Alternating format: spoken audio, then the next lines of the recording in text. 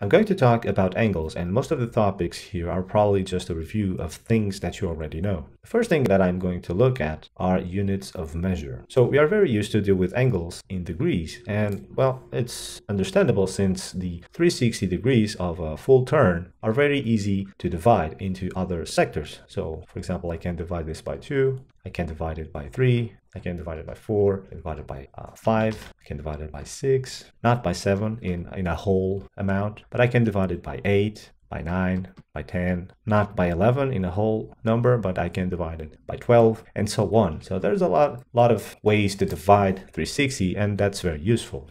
So the way things work here in Lightwave's node editor is that we are presented with a UI that works in degrees. But as you can see, if I turn on the input SPI, you can see that out it comes the correspondent radian value. So even nodes, for example, like this one by Depekit that performs a rotation and it has this input port for rotation angles. If I plug in here, let's say a vector with 180 on the x-axis, what I will get if I plug this in here is not a rotation by 100 degrees. I will get a rotation by 180 radians. So this will not work as I expected. So one way to go about it is to either use the direction constant node that basically performs that conversion for me. So here I put 180 degrees and out it comes pi. Or I can use one of the conversion nodes, these by IS2 and these ones found in the TrueArt node library. And of course here, if I put the radian one, you see that I get the same thing as I get with the direction node. This is one way to go about it. But let's see what's a radian. So there's a known ratio between the circumference and the diameter of a circle, in which the circumference over the diameter is equal to pi. If I put this in respect to the circumference and I replace the diameter with 2 times the radius,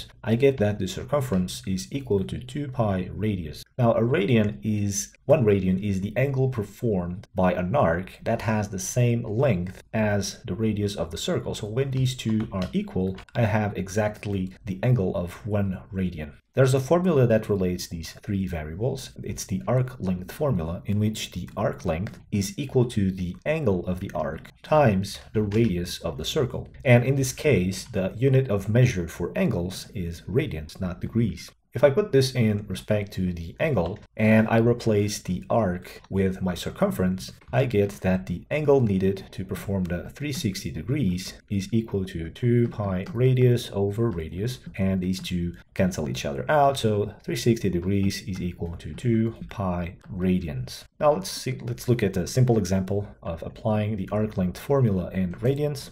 I have here this wheel which has 1 meter of radius, and I want to do a setup in which when I move this wheel on the x-axis, I want it to rotate on the bank so that it seems that it's the turning of the wheel that makes it move. So the problem is exemplified here below. So I have this movement in this direction, and basically what I want to do is to map the covered distance into an angle that will produce an arc which length is equal to my covered distance. This way, when I rotate, for example, this circle here, I'll have matching positions. So these two positions match, and this position will match this one, and this one will match this one. And so when I move my circle, it will rotate, and these positions will make contact on the ground. So I can use the arc length formula to do that, and if I put this in order of the angle, I see that I just have to divide my covered distance, in this case the arc, by the radius. In this case my radius is 1 and my wheel, so basically I have that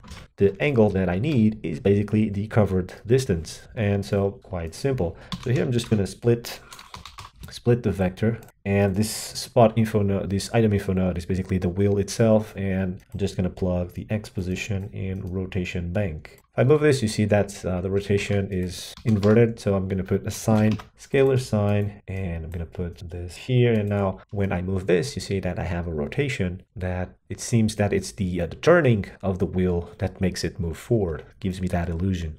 I'm going to also make one thing is that I'm going to put the scaling of the wheel as the position Y. So with this, what I have is that regardless of the scale of my wheel, it's always going to be on top. It's gonna be lying on the floor.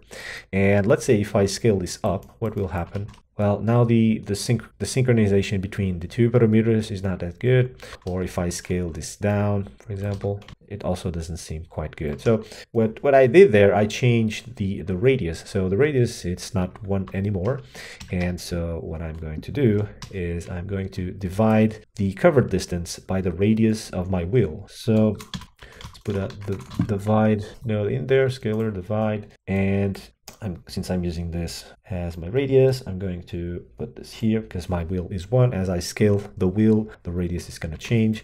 And well, now this works back again. So regardless if this is small or big, the wheel will turn in a way that is in sync with the covered distance. Okay, so this is, what if I want this on a path? I can, for example, I have here this null that has this movement. And let's say that I'm going to parent this wheel to that null and wheel path, and I'm going to turn it minus 90 degrees. And so now the wheel goes along with that null. What if I want the, to have the same setup, but instead for being the x position of this object to be to the distance covered by this path? I can use deprecate motion info, and it will give me exactly that here with distance. I just have to select what's the item. So in this case, it's wheel path. And so instead of using the position x of the wheel, I'm going to use the distance covered by this null. Let me do a preview.